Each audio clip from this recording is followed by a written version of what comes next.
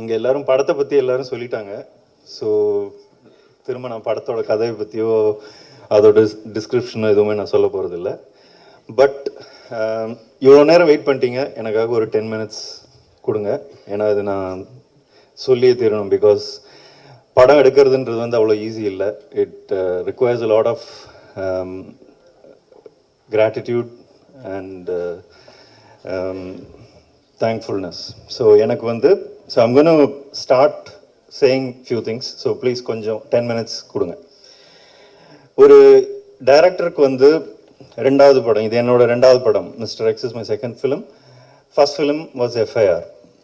So ஒரு ரெண்டாவது படம் ஒரு டைரக்டருக்கு கிடைக்கணும்னா அந்த மொதல் படம் வெற்றி அடைஞ்சிருக்கணும்.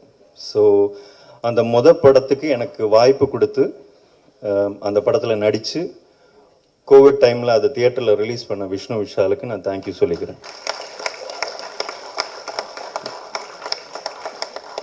பிகாஸ் எஃப்ஐஆர் இல்லைன்னா எனக்கு மிஸ்டர் எக்ஸ் வாய்ப்பு கிடச்சிருக்காது.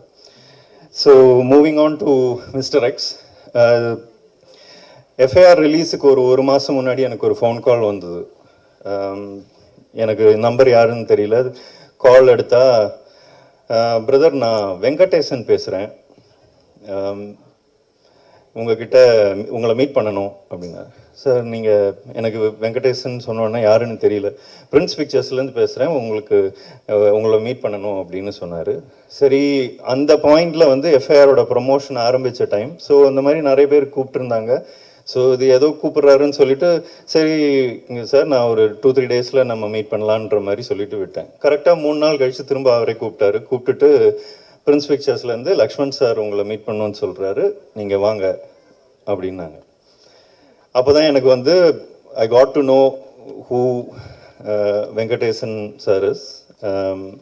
சார் நீங்கள் கொடுத்த அந்த ஃபஸ்ட் ஃபோன் கால், அந்த ஒரு கால்னால தான் இன்றைக்கி இங்கே நிற்கிறோம். So thank you. So Prince pictures பற்றி எனக்கு பெருசாக ஒன்றும் தெரியல அந்த பாயிண்டில். அப்போது நான் ஒரு எல்டர் பிரதராக பார்க்குற ஒருத்தர் இருக்காருங்க, மிஸ்டர் ராஜீவன் சார், எங்களோட ப்ரொடக்ஷன் டிசைனர். அவருக்கு ஒரு கால் பண்ணி கேட்டேன், சார் இந்த மாதிரி லக்ஷ்மண் சார் பிரின்ஸ் பிக்சர்ஸ், உங்களுக்கு ஏதாவது சஜஷன் இருக்கா, அட்வைஸ் இருக்கா, வாட் டு டூ அப்படின்னோடனே ஒரே ஒரு வார்த்தை தான் சொன்னார், ஜென்டில்மேன், கண்ணை மூடி நம்பலாம், கோ ஃபார் இட் அப்படின்னாரு. So that was what started this association. So ஒரு within few days I met with Lakshman sir. அது பேசினோம், ரொம்ப வார்மாக இருந்தது, ரொம்ப நல்லா ட்ரீட் பண்ணார். அப்போது ஐ ஹேட் அனதர் கமிட்மெண்ட், வேற ஒரு படத்தோட கமிட்மெண்ட் இருந்ததுனால இப்போ பண்ண முடியாது, நம்ம அது முடிச்சுட்டு பண்ணலாம். ஓகே பிரதர், நீங்கள் உங்களுக்கு எப்போ வசதியோ பண்ணுங்க அப்படின்னு சொல்லிட்டு விட்டார். Then FIR released and it did well, thankfully. அதுக்கப்புறம் அந்த நான் பிளான் பண்ணியிருந்த படம் நடக்கலை. அப்போது திரும்ப நானே தான் அவரை ரீச் அவுட் பண்ணி பண்ணலாமா அப்படின்னு கேட்டேன். பல நாள் இமீடியட்டாக சொல்லி நாங்கள் we worked on few stories. அது எதுவும் நாங்கள் ஒரு 6 months அந்த ப்ராசஸ் போச்சு. ஃபைனலி அட் ஒன் பாயிண்ட் ஒரு நாளைக்கு நான் I was working on another script. Mister X என்னோட ரெண்டாவது படம்ன்றது நான் நினச்சி கூட பார்க்கல. அந்த பாயிண்டில் அது ஸ்கீம்லே இல்லை. திடீர்னு ஒரு நாள் பிரின்ஸ் பிக்சர்ஸோட எக்ஸிக்யூட்டிவ் ப்ரொடியூசர் ஸ்ரவந்தி சாய்நாத் வந்து என் ஆஃபீஸ்க்கு வந்தாங்க. வந்துட்டு, கொஞ்சம் பொறுமையாக நான் சொல்கிறது கேளு, வேற ஒரு கதை பண்ணலாமா, வேற ஏதாவது உன்னால் இப்போ அதை கன்சிடர் பண்ண முடியுமா அப்படின்னாங்க. ஓகே பண்ணலாம் அப்படின்னு சொன்னேன். அப்போ தான் ஆர்யா சாருக்கு கதை இருக்கா, அதுக்கு ஆர்யா சாருக்கு ஸ்கிரிப்ட் பண்ண முடியுமா அப்படின்ற மாதிரி கேட்டாங்க. ஸோ எனக்கு ஓகே, பட் ஆனால் ஆர்யா சாருக்கு ஓகேவா அப்படின்னு கேட்டேன். அது நாங்கள் பார்த்துக்குறோம், நாங்கள் பேசிட்டு வில் செட்டப் அ மீட்டிங் அப்படின்னாங்க. ஸோ இப்போது இந்த ஸ்டேஜில் எனக்கு இது எதை நோக்கி போகுதுன்னு தெரியல. எனக்கு தெரிஞ்ச என்னோட இண்டஸ்ட்ரி ஃப்ரெண்ட்ஸ் சில டைரக்டர்ஸ்க்கெல்லாம் நான் ஃபோன் பண்ணி கேட்டேன், ஆர்யா சார் எப்படி